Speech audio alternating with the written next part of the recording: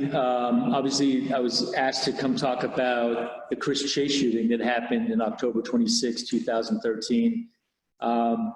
This is just my side of the story. I don't want to dig into anybody else's side of the story or experience, but this is what I experienced, what I went through, how I even got there. But, you know, how I even got there, I mean, I got to start at the beginning. I've very much thought about this quite a bit. Like, how did I end up being there that day? But I mean, it literally starts from my first impression of a police officer. I was born in England, 1972. I remember as a kid seeing a Bobby on a bicycle, like a cop on a bicycle. Most passive thing you've ever seen, you know, just, and he's wearing a wool suit, a Bobby hat. He was the nicest guy in the world in that neighborhood that we were growing up in. But I also remember he was the law. Like, I remember him laying down the law and like solving people's problems. And it was very distinct that that individual was the law. So my first very early memories of law enforcement was growing up in England. I moved over here in 1983. My dad was in the Air Force. My mom and dad came over here, and we ended up at Western Skies and Central. If you know anything about Western Skies and Central, in the 80s, very diverse, a lot of different people. Imagine Little Odd Fauntleroy coming from England, hitting Western Skies and Central was a complete culture shock to me. So I got to know Albuquerque pretty well. I got to know people pretty well. I went to Van Buren, I went to Highland, I went to UNM. When I was at UNM, I joined a fraternity house and became really, really close with a group of people. And we had some things happen in the fraternity house that even brought us together even closer. So at that point, that was my support system. And I had gone on a ride along with one of my best friends who was a police officer. And I got the calling. I wanted to become a police officer. So joined up in 1999, joined the academy, went right to patrol like pretty much everybody does, and kind of started finding my way. And the way that I came into it was, you know, I just tried to ground myself. A couple of things I learned as a kid was, you know, treat people how you want to treat others.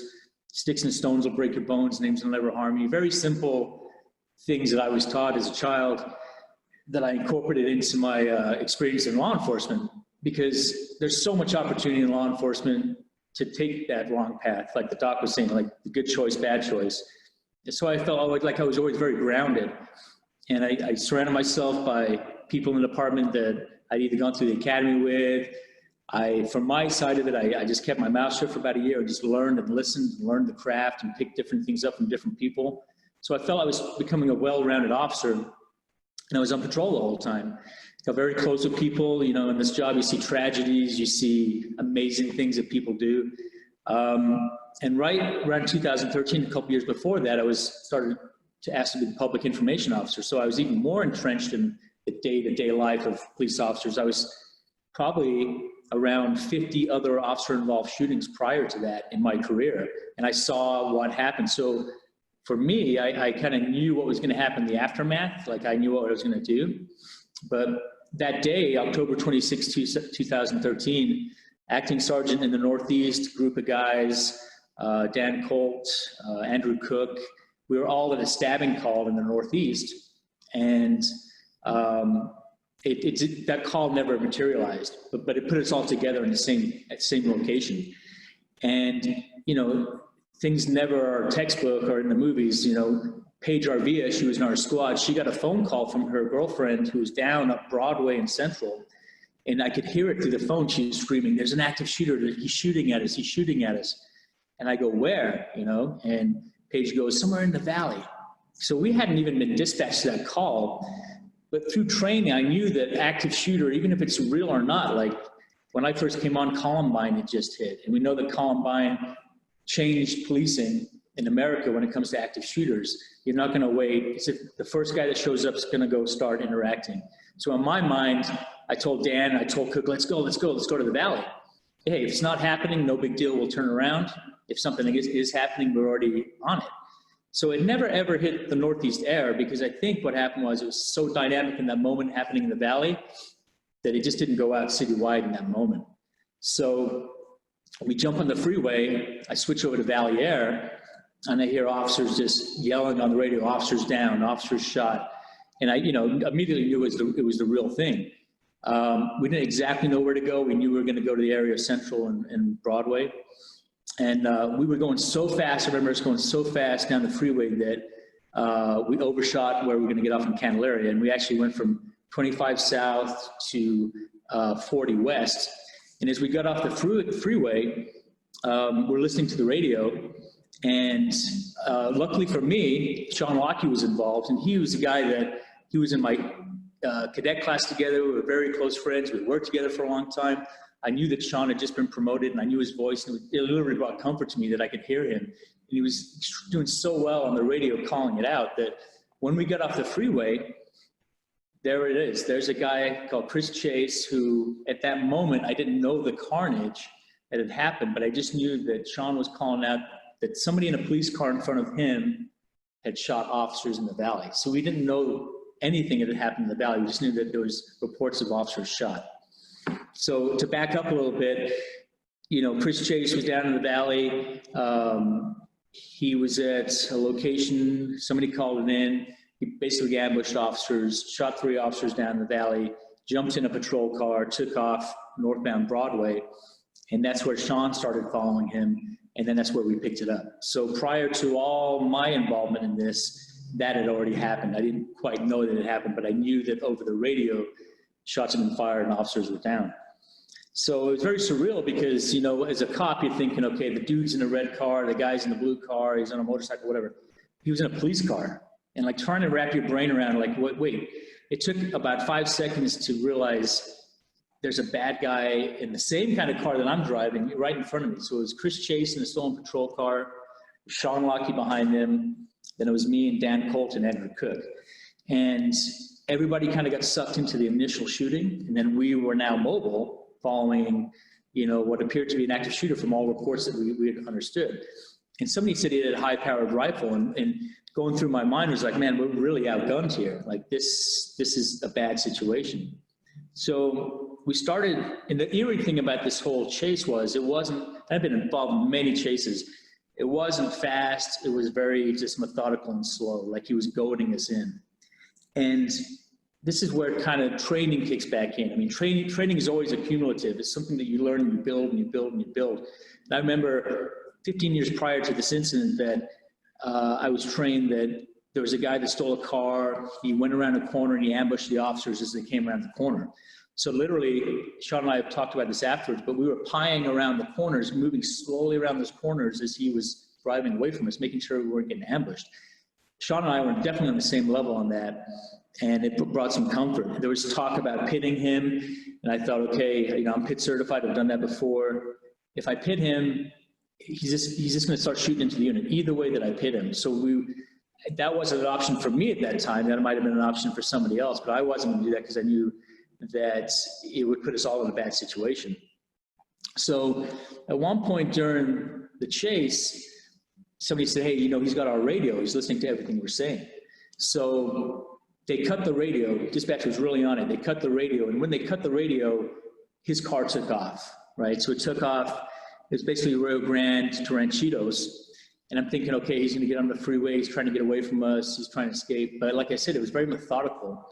And we ended up coming around a corner around Ranchitos. I'm like, okay, he's going to try and make it to Paseo, get in the freeway, get out of here. Well, he turned southbound on 4th Street, which I thought, man, he's going right back to the scene of the crime, you know? And all this time, I'm thinking, okay, what are we going to do? I know that Dan's behind me. I know Sean's in front of me. I'm trying to be very methodical in what we're going to do.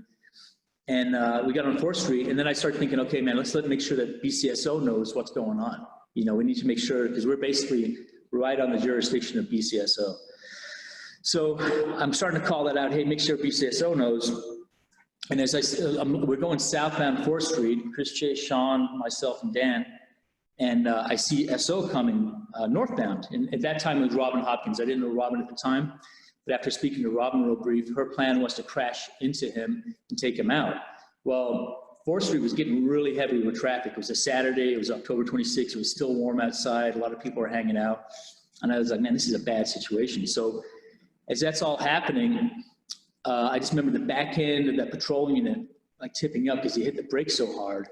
And he just shot multiple rounds into Robin's car. And at that point, I didn't know where the shooting was coming from, what was happening. like when you're hunting or you're at the range or stuff, you expect those shots, and it's a weird psychological thing. You don't hear them. Those shots sounded like thunder. It was the loudest thing I've ever heard. It was coming out of an AK-47. And I remember tensing my body up, wondering if I got hit. And literally like saw my life. I mean, this is very cliche, but I saw my life flash between my eyes within 1 or 2 seconds. Like everything I'd ever experienced. I mean, it might have been an adrenaline dump, but it definitely was a flash, you know? So I kind of, everybody kind of started merging. And Sean, thank God, stopped with Robin. And we kind of got all screwed up in the traffic there. This is 4th Street. So Sean stopped with Robin.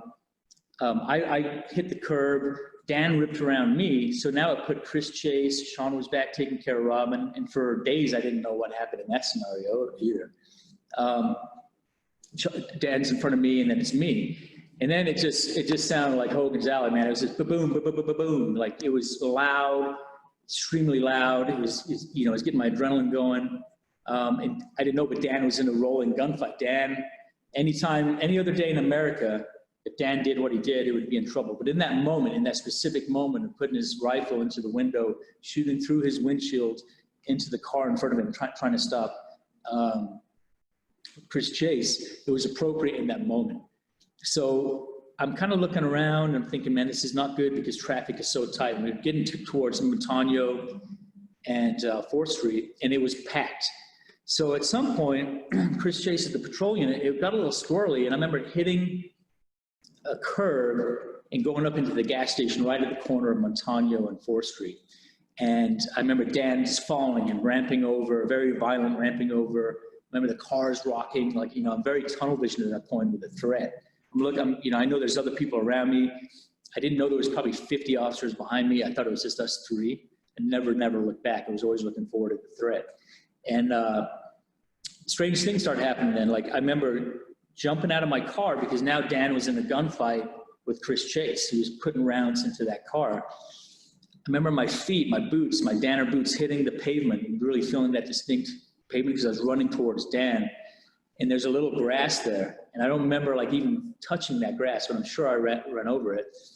And I had a Kimber 45 at the time. My gun was already out. I remember looking at the backdrop specifically.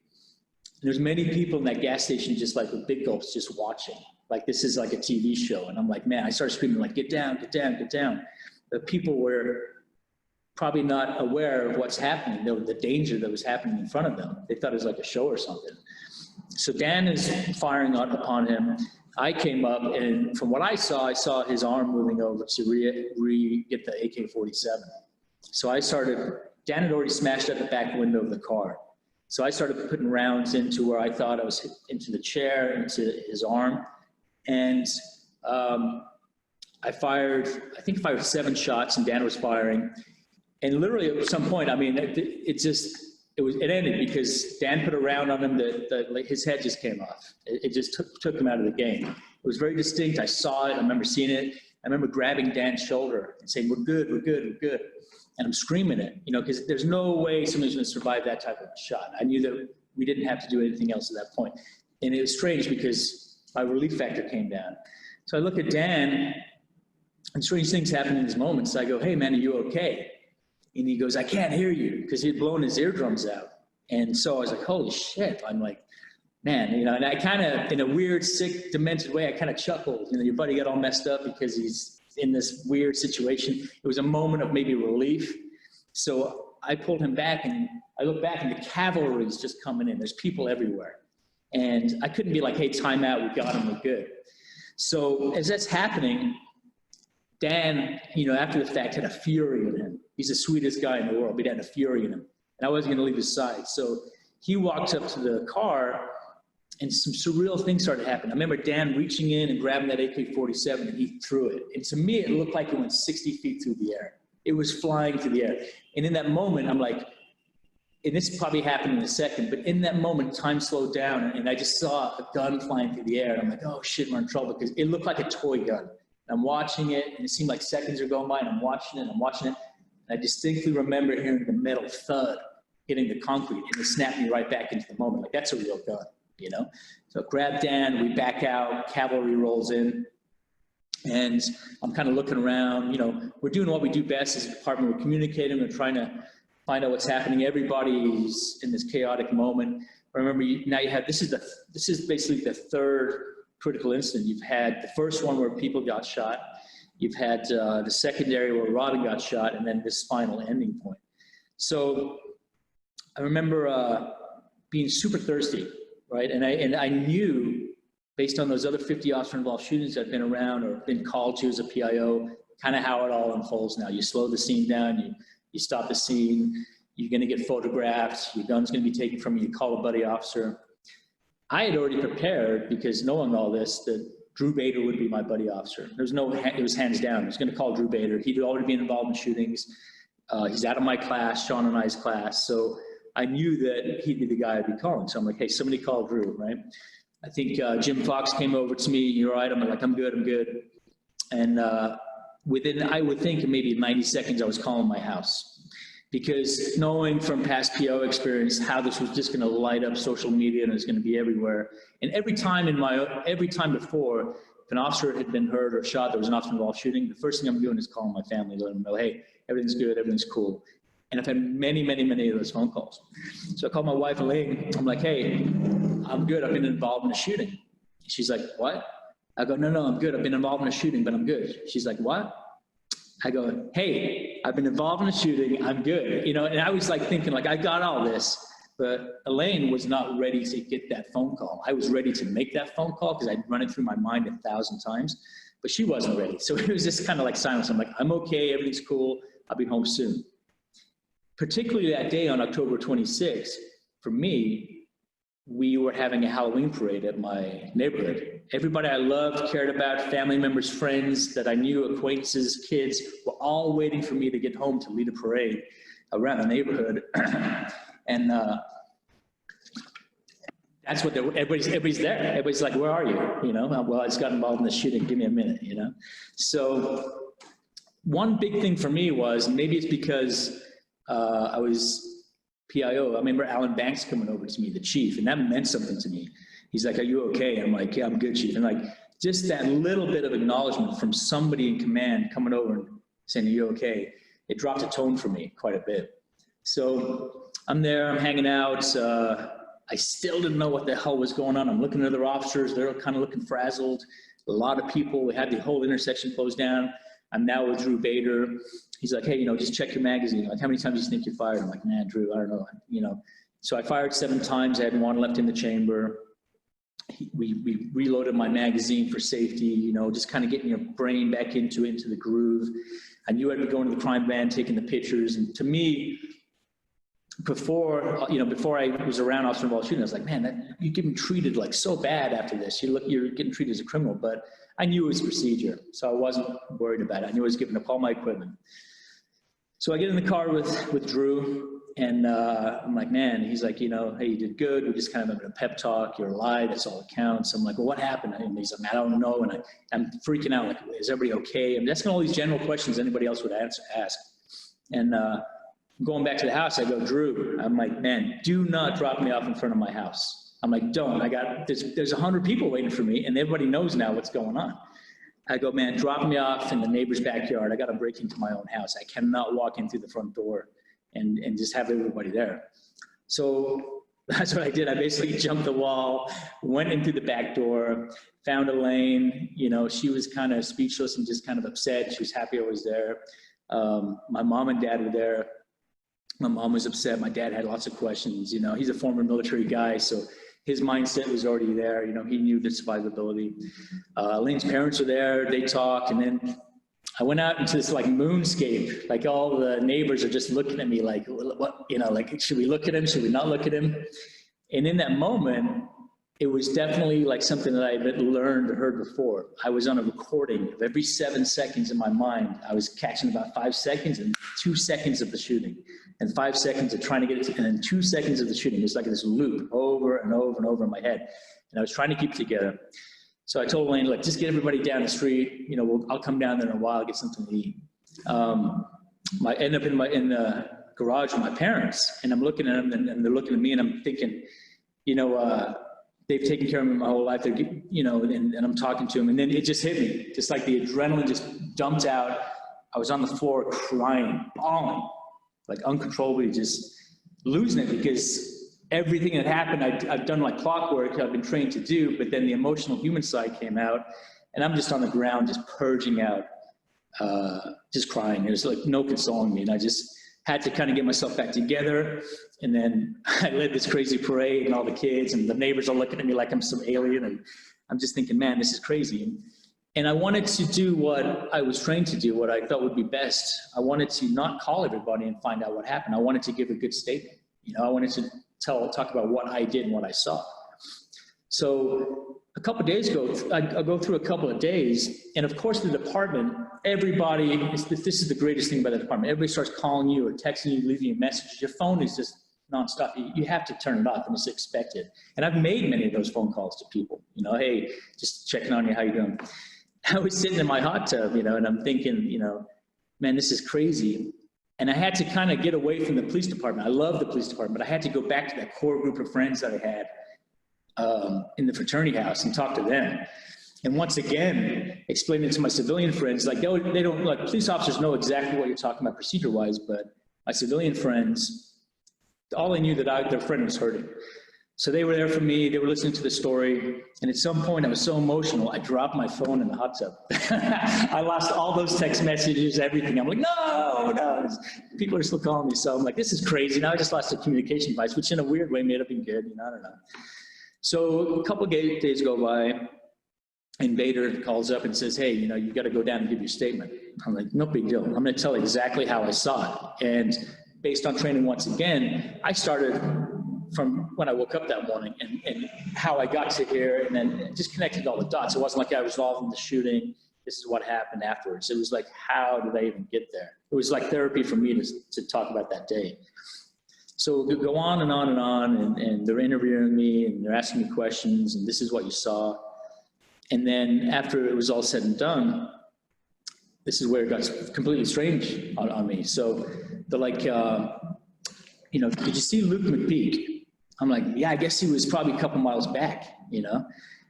And they're like, well, take a look at this video. Luke McPeak was right next to me with a shotgun firing into the car. I never saw him, never heard the shots, nothing. I never even knew he was there. I thought it was me and Dan against the world. But after looking at the video, people were coming in as we're shooting. In my, like I said, like through hunting and stuff, you never hear shots or recreational shooting. And I never heard the shots out of Luke McPeak. I never even knew he was there. But he was literally 2 feet away from me with a shotgun next to my head, cranking around into this car trying to stop the action. I was like, man, I cannot believe that. How did I miss that? I was so dead on that I thought in my story that I missed a guy standing next to me with a shotgun. So I thought that was pretty bizarre. And they're like, well, hey, check this out. I'm like, what's next? You know, what the hell what's the deal?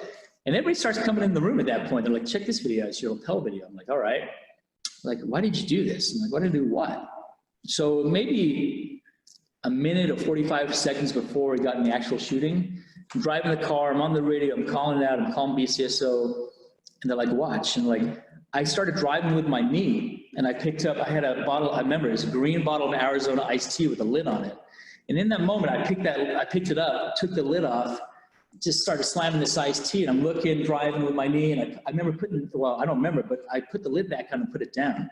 Like I was so blown out with like adrenaline that my body, I can only imagine, is like, you gotta get something in you, you're thirsty, you're thirsty, you're thirsty. I don't even remember doing it until the video was shown, and that's pretty classic of a lot of officer-involved shootings. There's things that are happening around you, or things that you're doing that you never even remember, you know? So go through the whole interview. I wasn't stressed out about this situation because I'm like, look, officers have been shot, we stopped a guy. I was stressed about who the guy was at that moment, and they had limited information on him. I'm thinking, is he a gangster? Are people gonna come after me? Is his family gonna come after me? Got a small briefing on his background, and it didn't really make sense why he did it, but he did what he did. Another day goes by, we get my gun, and one of the major things with Drew Bader, I was like, man, I got to get back to work. I got to get back into the action. Like, I'm going crazy. It's day 7 now. I'm off the grid. Nobody's calling me. I'm getting frustrated. and we're in the middle of the street after I got my gun from property, and Bader's like, hey man, just give it another week. I'm like, Bader, you don't know, man. He's like, you don't know. He's like, no, just give it another week. I'm like, Bader, man, I'm ready to go. And we almost got in a fist fight in the street. My buddy officer and me almost got in a fist fight. I'm like, what's your problem, dude? Like, I'm ready to go back to work. And then he just laid like, he like hit it with like a ton of bricks. He's like, you might be ready to go back to work. Is your family ready for you to go back to work? And I was like, oh my God, Bader, I can't, how selfish am I to think that it's just about me and the shooting when it's about everybody else around me? I'm like, yeah, man, you're right. So we ended up getting back into work. We had a very unconventional, at the academy, everybody was involved, like a round table. And I remember it going, there's probably like 20 people involved. I remember going around and people kind of telling their stories, and you could tell there was a lot of stress and anxiety and pain and like what happened. And we're trying to put the pieces, I'm listening to everybody and like, that's making sense. Okay, that's why that happened. This is what happened. Got to me, boom, once again, just crying. Ah! And it's strange, man, because after I let that emotion out, everybody on the left of me falling like babies. Up until my point, it just took somebody to me, the idiot, to start crying about it. And I just couldn't control myself, so everybody was able to purge out, their emotion after that. So I get back to work. It's me and Dan Colt. I'm back into the mindset. We survived something. People are still calling. We're working in the Northeast. One of the first calls Dan and I go to, active shooter at the mall. I'm like, you got to be shitting me. I can't believe this, right? So we go inside the mall, we stack up, and I distinctly remember feeling like I had sand in my legs. And ironically enough, the last two guys in the stack was me and Dan. I'm looking at Dan, he's looking at me. We're like, hey, this is our job, and this is what we do. If it's gonna happen back to back, it's gonna happen. But I do remember like feeling like I was carrying 500 pounds on my back, my breathing, everything, and like my tunnel vision. And I'm looking at Dan, he's looking pale as a ghost, he's looking at me, we're like, I can't believe this. It turns out it was a kid with a lighter gun. He had it was a gun, but it was a lighter. It scared the shit out of everybody. We come back, and I'm like, man, Dan, what the hell, man? This is the craziest job ever. Like, I can't believe this is so close back to back. So through time, we're back to work, and I'm kind of getting back into the groove. I'm keeping very busy at work. I'm getting back into running. That's how I deal with stress, running. And things start on the department, pieces, I start hearing different stories of pieces, and you're kind of putting everything together. But then my family, so I have 3 girls. So my oldest at the time, I wasn't really worried about her. She just kind of got it. She just like, okay, dad's a cop, he did his job, right? My little one was too small, but my middle one, about 3 months later, I'd gone late on a call. And I was supposed to be home like 8, and I wasn't home. And it's strange how it manifested itself in my daughter, my middle daughter. She just came unglued. She lost it that night. She's freaking out. So she had kind of, I can only imagine, like just held it, because she was a kid, didn't know how to deal with it, hadn't had training. And that's when it came out for her, months later. So they had to be very cognizant of like all these different people's emotions around me. And of course, like, this is a dangerous job for sure, So I relied on my training. I relied on my friends. That was my support structure from the fraternity house. I relied on other cops. Dan and I became very close. Dan and I actually went and visited Robin probably a week after. We didn't know her in the hospital. Became very close with Robin, an amazing person. Her story is just as more incredible than any other story I've ever heard of survivability. If anybody was going to survive that, it was going to be Robin. And then the other guys who were involved, those guys were hurt, and the job doesn't stop though, right? You still got to go to work and take these calls and go on. So this sounds very selfish, but in a weird sort of way, I felt like I got the good end of the stick in this whole scenario, that got to stop somebody that was hurting people, got to use the training, all the experience that I had. Felt kind of spoiled because I knew the procedure when officers get involved in shootings, what was going to happen. So psychologically, I knew it was going to be very sterile when they take your pictures and they move you along. I knew the chief by name. He knew me. He came over to me and said, hey, Simon, you're okay. That was very big for me compared to maybe a rookie that doesn't know the command staff. So many things worked in my favor in just moving on, and then just surviving everything, going through this career. I mean, it definitely does take a toll. And I never wanted to get involved in a shooting. Never went looking for it, never wanted to, but I was prepared to, you know, based on training from the department, based on listening to other people's experiences. That's why I think shoot panels are so incredibly important to talk to young cadets about, not if, but when. And out of my class, out of the 24 guys, I mean, 13 guys in my class have been involved in shootings. So it's a 50-50 chance, you know, so you got to start looking at those odds and thinking it's a possibility if I'm going to remain in the field, this is going to happen.